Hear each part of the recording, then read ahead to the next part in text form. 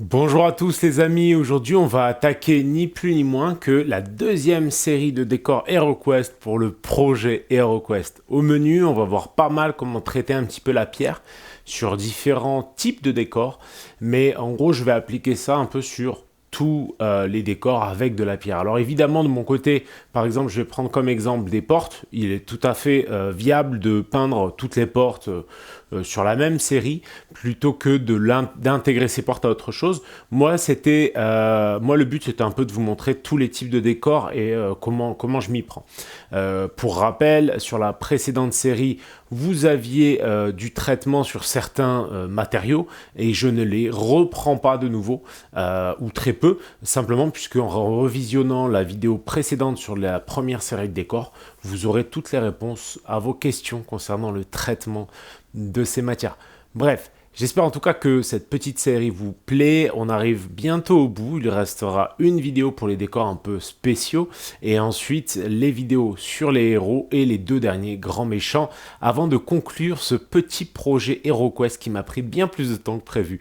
Quoi qu'il en soit, comme d'habitude, on n'hésite pas à mettre le petit pouce bleu, ça m'aide beaucoup pour le référencement. Le petit commentaire, que ce soit pour me faire vos retours, me donner des conseils ou encore tout simplement me remercier, c'est toujours bienvenu et ça me fait toujours chaud au cœur. C'est une super énergie pour moi pour continuer dans cette direction. Et enfin, vous pouvez toujours me soutenir financièrement sur Patreon. Ça me permet de mieux vivre de ma passion. Et en contrepartie, évidemment, je vous offre quelques petites vidéos exclusives sur mes méthodes de travail et de peinture. Du coup, je vous laisse avec la session de peinture et je vous retrouve à la fin pour la petite conclusion.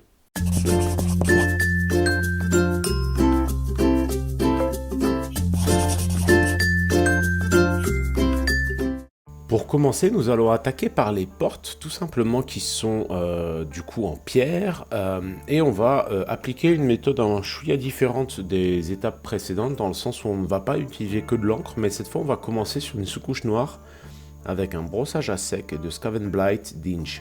Donc l'idée, ça va être petit à petit d'ajouter du blanc à ça, pour avoir un rendu de pierre correct. Ce qui est intéressant, c'est de savoir que, en gros, le fait de, par exemple, après un brossage à sec, passer une encre, ça atténuera en fait les contrastes et ça donnera quelque chose de plus clean. Et ça permet surtout de se changer un petit peu les idées avec finalement une méthode un peu différente. Donc je vais prendre ce gris et là en fait je vais faire ce qu'on appelle un brossage à sec, c'est-à-dire que je vais enlever un maximum de peinture et à l'aide de ce pinceau, donc c'est un Artis Opus série spéciale pour en gros dry brush quoi, pour brossage à sec, et ça va me permettre tout simplement de focaliser un petit peu l'attention sur les parties potentiellement les plus hautes. Évidemment je bosse sur plusieurs figurines, éléments en même temps, hein, ça explique pourquoi je me mets aussi autant de peinture. Et vous pouvez en faire autant, ça vous permettra tout simplement de gagner en temps et en efficacité. Donc je vais peindre en fait plusieurs éléments hein, comme d'habitude, c'est-à-dire que au-delà des portes, tous les éléments en pierre vont subir un petit peu le même traitement, dont par exemple la tombe. Il faut comprendre que ça me permet simplement d'avoir une liaison avec mes différents éléments et d'avoir finalement un jeu qui se tient en termes de coloris. Puis après c'est vrai qu'en termes de temps c'est plus pratique, ça me permet de regrouper en fait mes sessions peinture avec des éléments qui vont partager certains aspects en commun, et pour ça c'est vrai que c'est assez important pour être le plus efficace possible. Pour rappel, évidemment, je reviendrai avec un dry brush en ajoutant un petit peu de blanc hein, à ce gris. Toujours pareil, hein, pour éclaircir de plus en plus mes zones de lumière.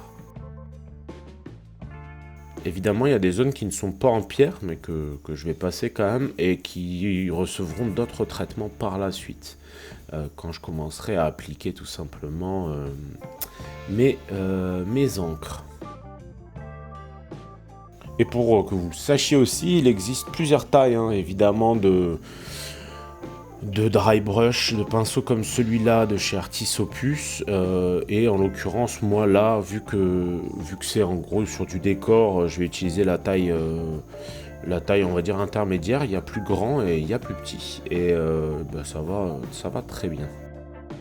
Nous allons ensuite revenir avec tout simplement en incorporant un petit peu de blanc à notre mélange, de sorte à ce que nous obtenions en fait un gris un chouïa plus clair. Après, je donne pas de recette, enfin il y a pas de dosage précis, hein, puisqu'en fait là, encore une fois, en y allant relativement doucement et en enlevant bien, normalement vous verrez que voilà, on n'a pas un dépôt extrêmement important en termes de quantité de peinture. Donc après, en fait, vous pouvez doser très légèrement et en fonction du dosage de la peinture, ben, celle-ci paraîtra plus ou moins, on va dire, claire et intense. Rappelez-vous aussi qu'on va toujours attendre que la peinture sèche pour avoir vraiment le rendu tel qu'il sera à la fin. Ne vous laissez pas surprendre parce que parfois on applique la peinture, on se dit waouh, c'est très lumineux ou c'est trop lumineux. Mais en fait, rappelez-vous qu'en séchant, la peinture a quand même tendance à perdre en intensité. Donc voilà, n'oubliez pas aussi que derrière, on va appliquer un jus, une encre qui va, elle, estomper les contrastes. Donc pensez bien à quand même bien marquer les contrastes parce que ceux-ci vont avoir tendance à disparaître sur les étapes suivantes.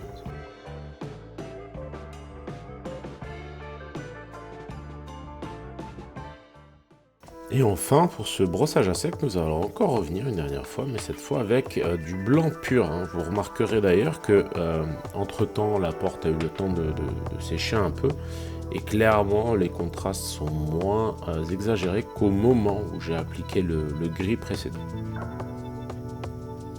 Donc encore une fois, on va limiter nos zones de travail, brosser vraiment uniquement, et autant que faire se peut, les parties qui prennent le plus la lumière ou les parties qu'on veut le plus mettre en valeur.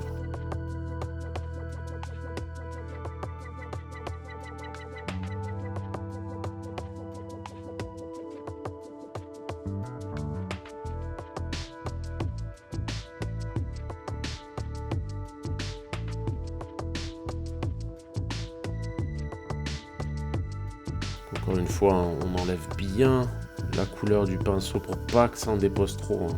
C'est le cas parfois, là, on le voit, mais c'est pas grave. De toute façon, nous aurons une application d'encre par la suite qui va avoir tendance à estomper un petit peu tous ces contrastes très forts. Cette méthode est simple, hein. Le but de ce level 1, c'est de vous montrer des méthodes assez simples, assez rapides. Et là, j'avais envie de changer un peu et de sortir du classique directement une encre. Ça fonctionne bien, c'est même parfois même plus propre. Mais je dirais que là, on a un résultat qui aura un chouïa plus de vie. Et parfois, changer, ça fait du bien tout simplement pour casser un petit peu la routine de peinture que l'on a. Donc là, c'était ma manière à moi un petit peu de changer la méthode classique que j'avais appliquée depuis le début.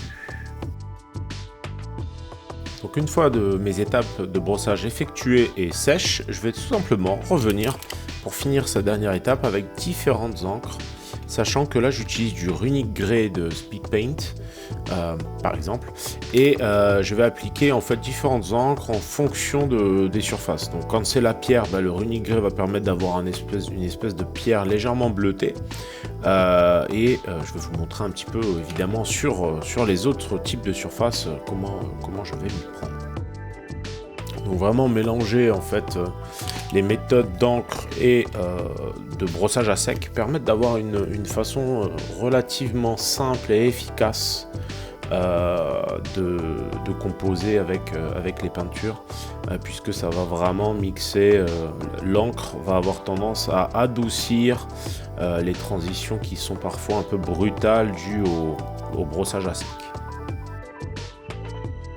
Ça va permettre d'avoir finalement un tabletop tout à fait accessible, plutôt rapide, hein, c'est ce qu'on va chercher sur les décors, et qui va avoir un petit peu plus de volume que quand je ne fais que je vais avoir plus de contraste que quand je ne passe que une encre, puisque ici vous le voyez, il y a encore on ressent encore le noir de la sous-couche, et du coup ça fonctionne relativement bien. Donc je vais vraiment appliquer ça sur toutes mes surfaces de pierre sur cette étape. Vous remarquerez que par contre les quantités d'encre tombent assez vite puisque les surfaces que je touche sont assez larges. Je vais ensuite revenir aux Zealot Yellow sur les quelques zones que je voudrais proposer en en jaune, hein, évidemment, que ce soit pour du jaune en non métallique ou encore pour, pour les flammes, hein, que je vais commencer à traiter en jaune. Idéalement, il faut bien attendre évidemment que les couleurs précédentes soient sèches, mais ici c'est pas trop gênant. Je pose d'abord ma couleur la plus claire avant de passer la couleur de bois sur la porte, simplement puisque la couleur de bois sera plus couvrante et aura tendance à plus facilement recouvrir les couleurs jaunes que je serai amené à déposer de façon un petit peu trop bordélique et qui déborderait.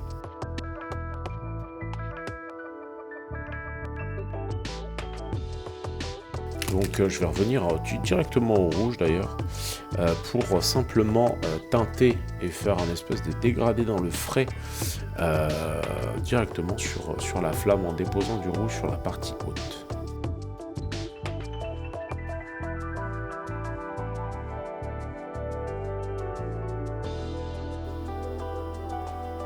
Donc j'hésite pas à insister hein, sur les extrémités qui se doivent d'être plus rouges.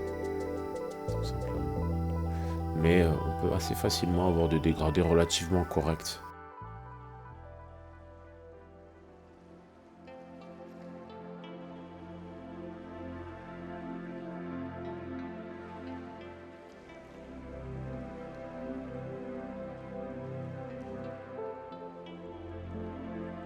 Je vais ensuite appliquer du Pallid Bone sur les ossements hein, qui se trouvent là et le tissu qui se trouve ici.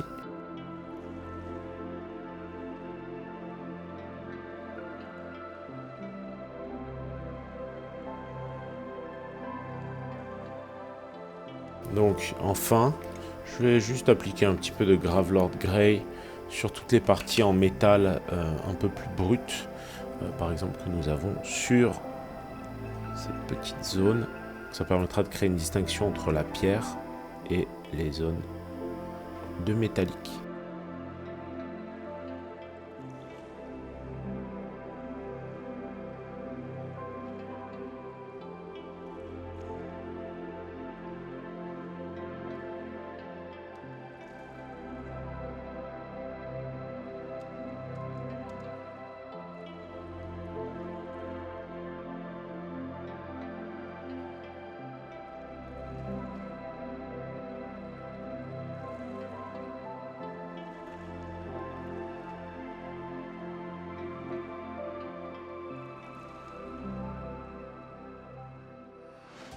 Nous allons continuer pour ce level 2.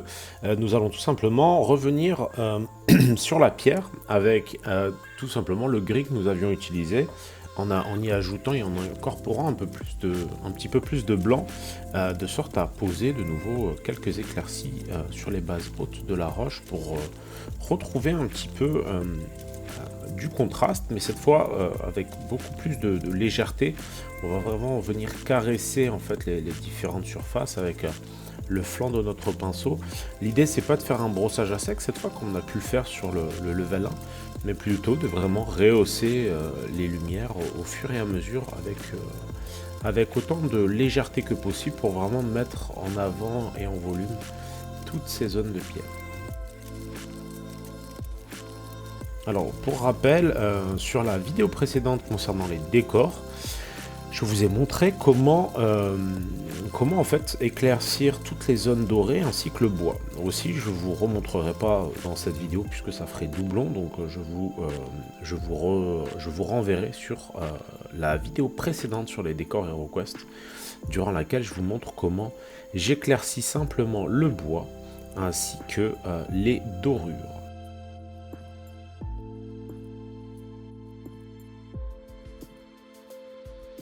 Ça me permet aussi de me focus un petit peu sur l'aspect pierre qui parfois peut paraître simple mais qui va nécessiter quand même pas mal de travail pour retrouver un chouette petit niveau 2.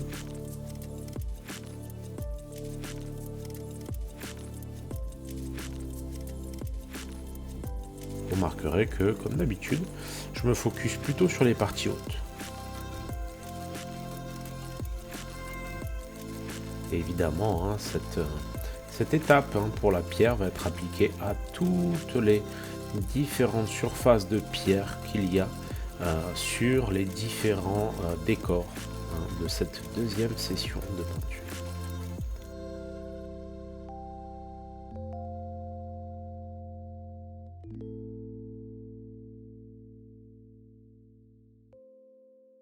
Je vais vous montrer aussi un peu comment j'applique ça à l'espèce de tombeau en pierre, puisque en fait sur la porte ça peut paraître peut-être plus simple, mais sur le tombeau en pierre, vous voyez, je vais vraiment pas hésiter à venir, et en fait c'est ce qui va me permettre un peu de redessiner un peu tous les détails qui nous intéressent et qui sont finalement assez importants sur le tombeau, avec ces petites couleurs, ce gris très clair qui va me permettre sur ce level 2 finalement de dégager un petit peu plus les surfaces qui nous intéressent et vraiment de remettre encore plus de focus et d'attention sur les zones finalement qui, encore une fois, nous intéressent le plus, les zones un petit peu ouvragées comme ici par exemple. Tout ça, ça va être assez important quand je passe du level 1 qui se veut être des figurines jouables au level 2. L'idée c'est aussi de mettre en valeur un peu plus chacune des pièces et chacune des sculptures qui a été faite, parce que derrière chaque petite figurine il y a un sculpteur, et au final ça permet de remettre en valeur un peu toutes les textures, tous les petits éléments qui peuvent paraître anodins mais qui font aussi la richesse. Donc vous voyez cette surface là, l'idée c'est, donc là vous voyez ça c'est une surface pas traitée, là je suis en cours, celle-ci a été entièrement traitée. Ça vous permet de voir un petit peu jusqu'à où ça va, jusqu'à où un peu j'ai envie de pousser le vis pour vraiment donner un petit peu plus de vie à ce tombeau de pierre. Je ne vais pas forcément vous le montrer sur toutes les surfaces de pierre, encore une fois, parce que le principe est toujours un peu le même. Mais vous voyez bien que vraiment je vais essayer de rehausser les surfaces vers lesquelles j'ai envie d'attirer l'attention, tout simplement.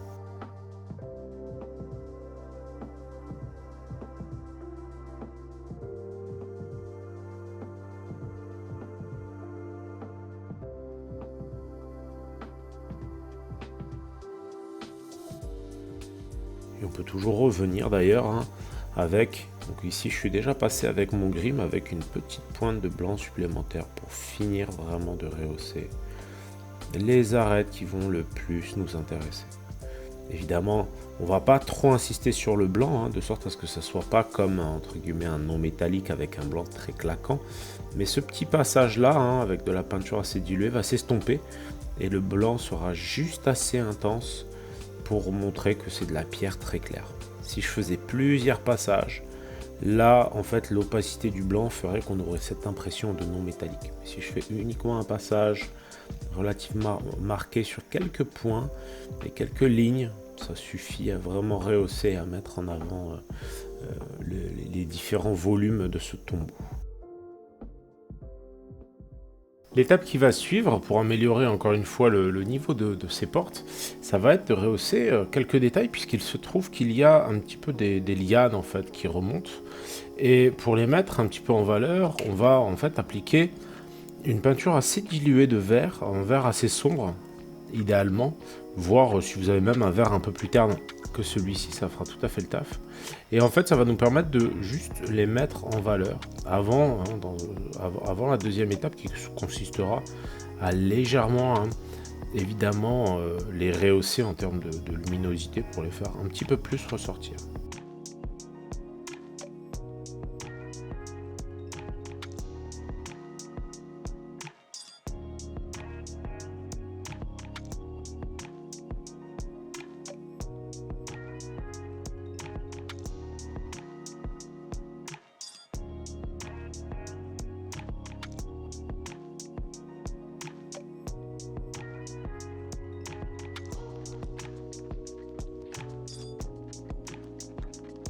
Et nous allons un peu faire pareil encore sur la tombe, puisque sur cette tombe il y a quelques petites zones comme ça, une espèce de lierre qui parcourt un petit peu la tombe.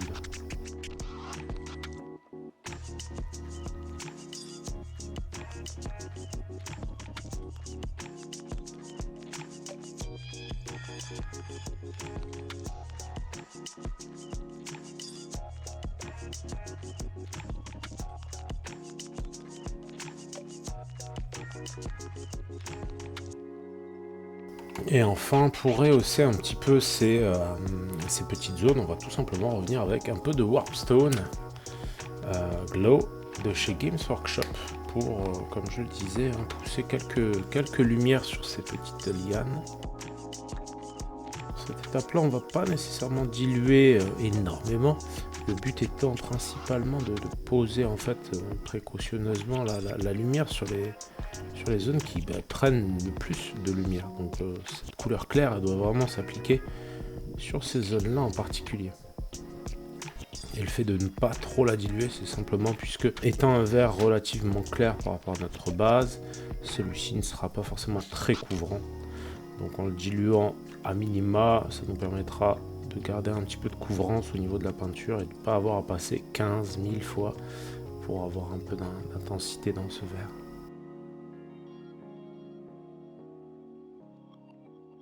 Comme je l'ai déjà expliqué, les zones que j'ai déjà pu traiter sur la vidéo précédente, à savoir le non métallique assez sombre, ici je vais le faire exactement comme sur la vidéo précédente que je vous ai fait.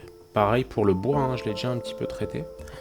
Ici on va s'intéresser au tissu et je vais revenir tout simplement avec du Skeleton Horde et je vais peu à peu tout simplement éclaircir mon tissu. Je vais en profiter même d'ailleurs pour rehausser un petit peu les petits éclaircies, quelques petits éclaircies sur les zones de squelette.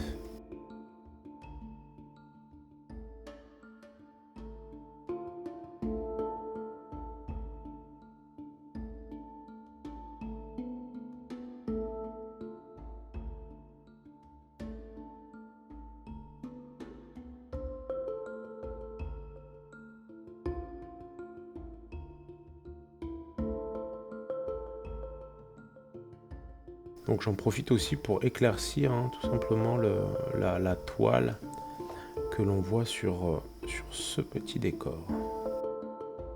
L'idée n'est pas nécessairement d'avoir une surface parfaitement clean, mais juste quelque chose d'assez simple. Sur le niveau 3, j'essaierai de faire un petit freehand dans cette zone-là de tableau. En termes de dernières étapes, je vais revenir en fait cleaner tout simplement le feu pour cette étape, pour ce niveau 2. On va juste revenir avec un petit peu de jaune pour booster en fait tout simplement le jaune présent dans la cheminée. Et on va pouvoir revenir aussi, évidemment, avec un petit peu de rouge sur les parties, sur les extrémités de cette flamme et finir avec une petite pointe de noir.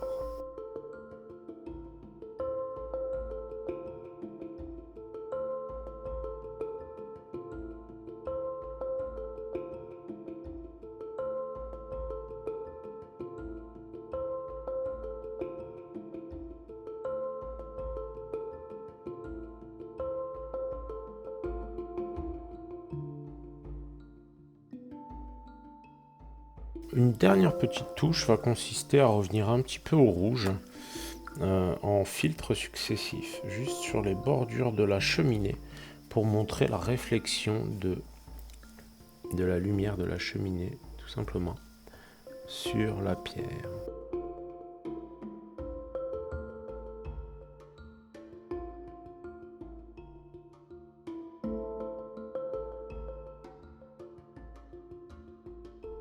Juste pour finir, je vais revenir avec une petite pointe quand même de orange pour refaire mes transitions entre mon rouge et le jaune.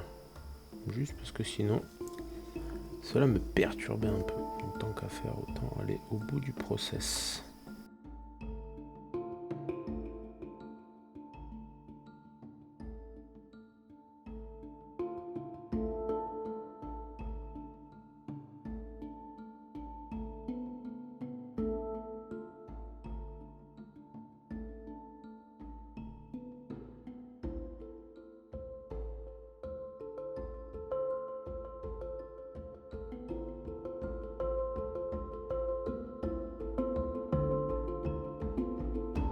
On va attaquer ce level 3, donc on va un petit peu upper le niveau général.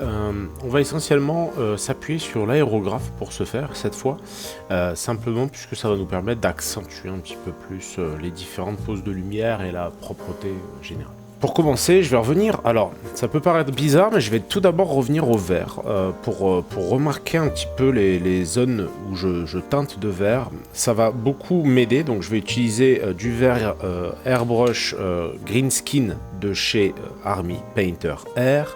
Et en fait, ça va me permettre de teinter en fait toutes les zones où il y a un petit peu de verdure. Ça, je fais ça en premier puisque les prochaines étapes qui auront lieu en blanc pour éclaircir la pierre couvriront de ce fait les étapes que je suis en train de faire, couvriront légèrement et suffisamment pour que ça se ressente, pour que le vert se ressente un tantinet moins.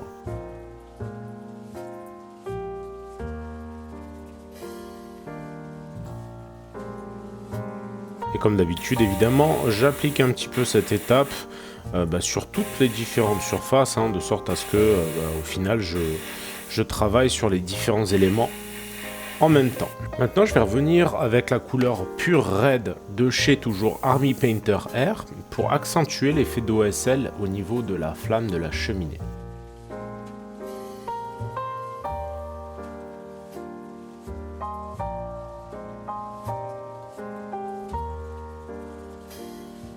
Donc là, avec du Demonic Yellow, je reviens en fait et je vais encore accentuer la lumière au niveau de ma zone de source de lumière la plus intense sur le bas de la flamme.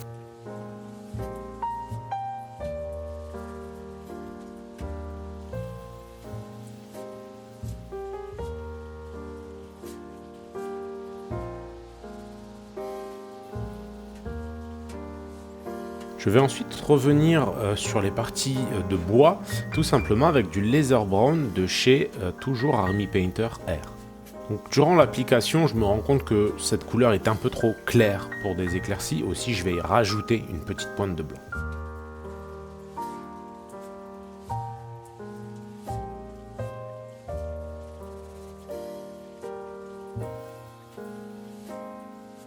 Je vais aussi en profiter pour cleaner un petit peu l'intérieur du tableau. Je vais maintenant revenir un petit peu sur toutes les parties de pierre, tout simplement pour rehausser les points de lumière de façon assez régulière. Je vais utiliser pour ce faire du blanc, tout simplement de chez toujours Army Painter Air.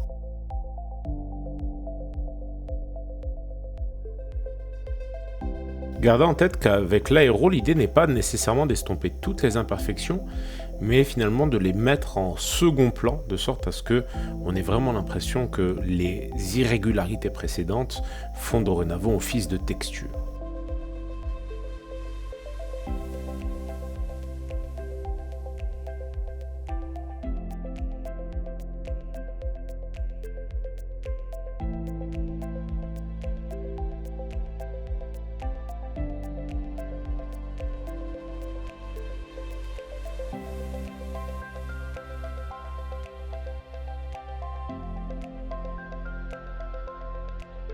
Évidemment, une fois ces étapes faites, nous allons revenir un petit peu au pinceau et pour ce faire, je vais utiliser dans un premier temps du Mood Green pour rehausser toutes les zones de verdure.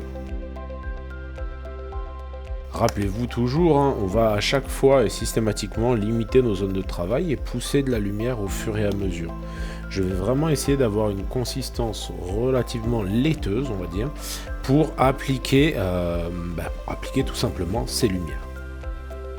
Pensez toujours à utiliser vraiment le flanc de votre pinceau pour pousser la lumière où vous voulez, tout en caressant un petit peu les volumes de la sculpture. Donc, dépendamment un petit peu de l'intensité que vous voulez donner à votre verre, vous pouvez repasser un deuxième passage, une fois que vous avez fait un petit peu le tour, sur des zones un chouïa plus limitées, tout simplement pour intensifier tout simplement vos points de lumière de verre sur les zones qui vous intéressent le plus.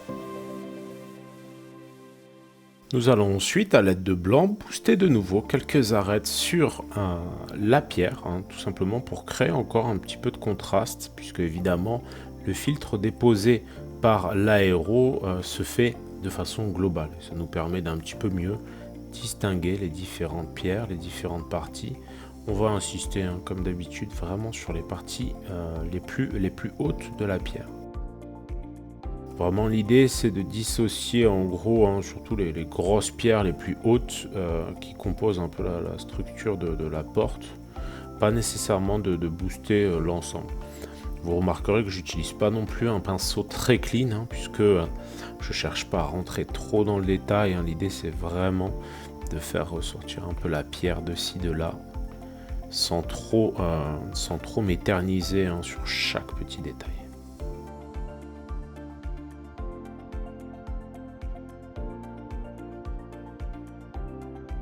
Nous allons ensuite revenir sur la zone de flamme, tout simplement avec du jaune puis du blanc, ainsi que sur le non métallique doré avec du jaune ainsi que du blanc, tout simplement pour de nouveau booster un petit peu les contrastes et l'intensité de la couleur. Ces étapes au pinceau, hein, permettent vraiment de gagner beaucoup d'intensité. Gardez toujours en tête que l'aérographe va vous permettre globalement d'avoir de belles transitions ainsi que de beaux dégradés et des surfaces assez lisses, assez propres, mais ne vous permettra que très rarement, enfin, en tout cas c'est pas comme ça que je l'utilise personnellement, d'avoir ce type d'intensité très forte. Il n'y a qu'au pinceau qu'on va réussir vraiment à avoir des lignes et des intensités comme ça très nettes et très vives. Par la même occasion, hein, bien sûr, je reviens rehausser un petit peu et montrer qu'il y a des reflets, hein, évidemment, sur les zones avoisinant la source de lumière.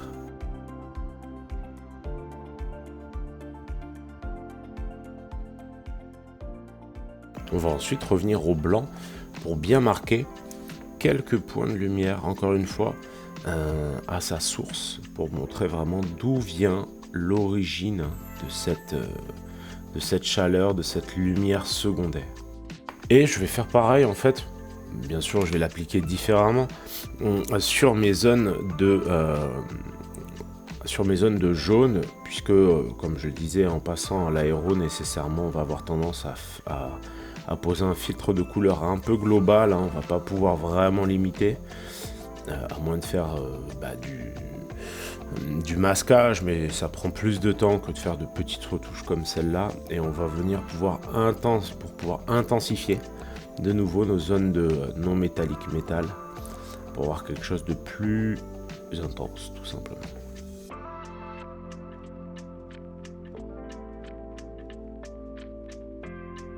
Et je fais pareil avec quelques petits points de blanc, hein, toujours dans cette optique d'avoir un non métallique qui ressorte bien.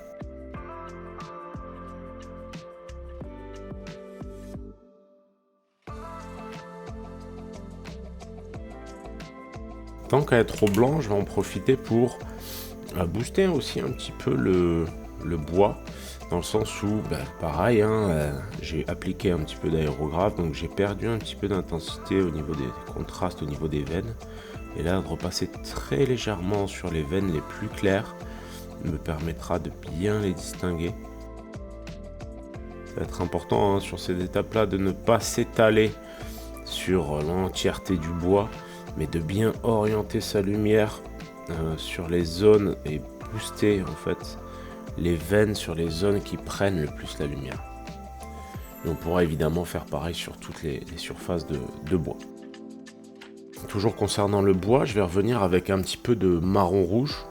Alors, je vais prendre du terre de sienne de chez Procolor, mais n'importe quel type de marron rouge fera évidemment le taf. Et ça va me permettre en fait de l'appliquer très dilué pour teinter de nouveau un petit peu le bois,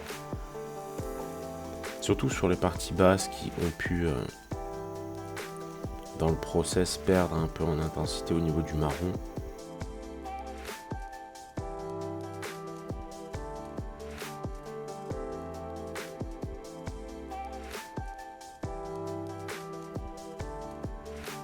Donc ce marron rouge permet aussi très bien de distinguer, hein, le métallique, en lui donnant une petite teinte légèrement oxydée qui va venir vraiment faire une distinction entre les zones de métaux et les zones de pierre. Ça cumulé au fait que mes zones de métaux ont des contrastes beaucoup plus forts que mes zones de pierre où la lumière est plus diffuse, hein. Vous voyez ces points de lumière, c'est vraiment ce qui va faire la différence entre du NMM et de la pierre.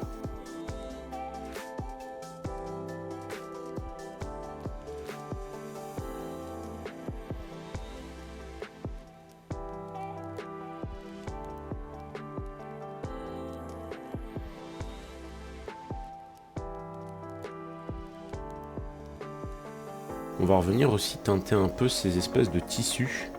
Donc on va essayer de trouver une teinte qui soit intermédiaire. Donc je vais prendre du terre mat que je vais mélanger à du blanc, juste pour avoir une teinte assez neutre et pouvoir tout simplement appliquer quelques ombres à ce tissu qui manque un petit peu d'ombre, quitte à revenir par la suite au blanc pour marquer encore plus les surfaces.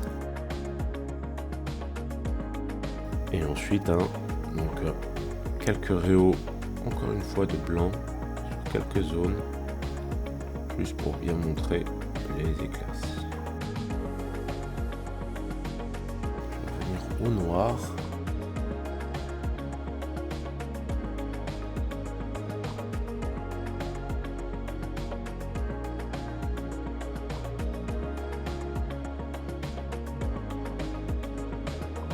Donc là, avec un mélange de noir et de terre de sienne, on va essayer de créer un tout petit freehand en trompe-l'œil, enfin pas en trompe-l'œil, pour donner l'illusion d'un tableau, quoi. Donc ma peinture est très diluée, ça me permet vraiment de la pousser dans la direction de mon choix.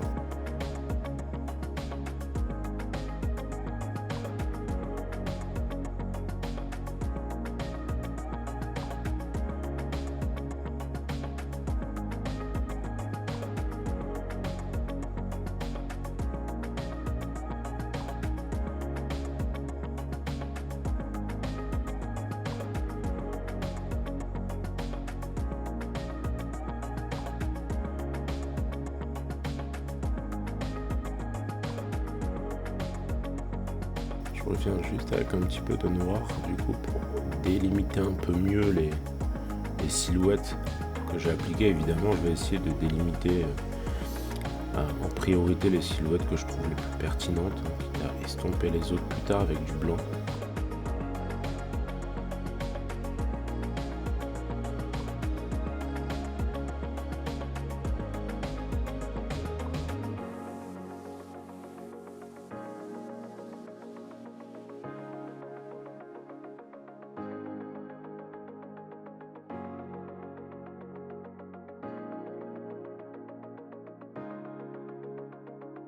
Et ensuite on revient au blanc tout simplement pour redéfinir aussi quelques surfaces.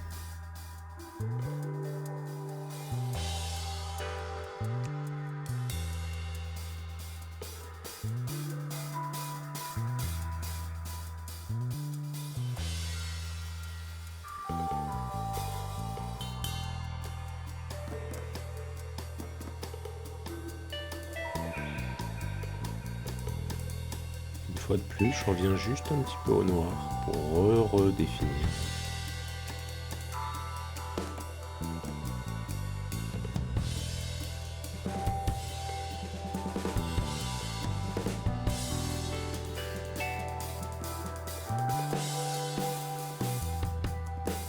Juste pour finir avec les pierres, je vais appliquer ce petit effet qui est plutôt sympa, qui va donner un effet un peu plus naturel au weathering d'herbe que j'ai posé. Je l'ai déjà appliqué pour ceux qui m'ont suivi sur mes lives sur Alariel et l'effet est plutôt sympa.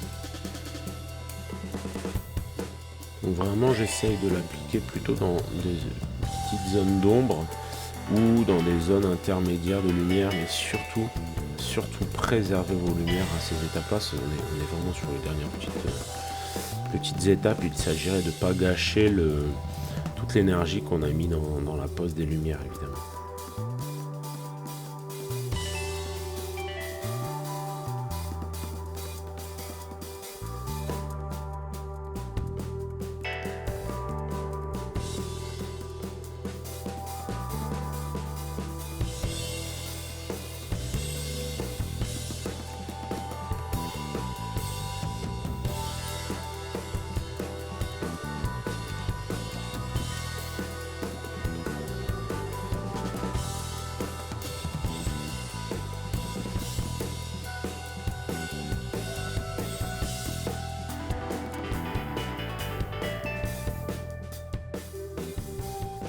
Et enfin, pour finir avec ces petits effets spéciaux, je vais utiliser du Tamiya X27 qui va me permettre de faire quelques petites traces de sang, tout simplement sur la petite machine de torture pour aller bien dans le délire. Donc je vais vraiment l'appliquer directement à la pointe, de sorte à pouvoir mieux maîtriser en fait les petits filaments, les petites choses comme ça.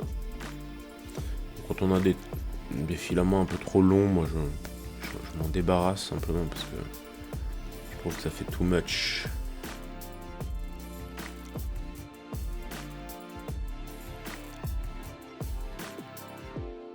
Et on va rajouter un petit peu de noir à notre matière pour avoir quelque chose de plus, un sang un peu plus coagulé, on va dire.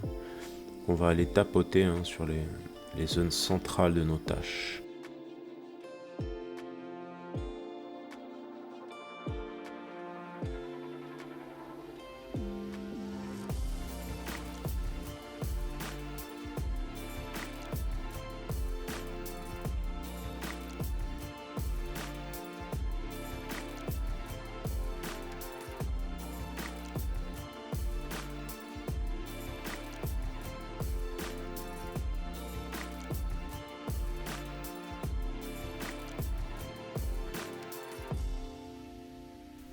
Et voilà, c'est terminé pour cette peinture.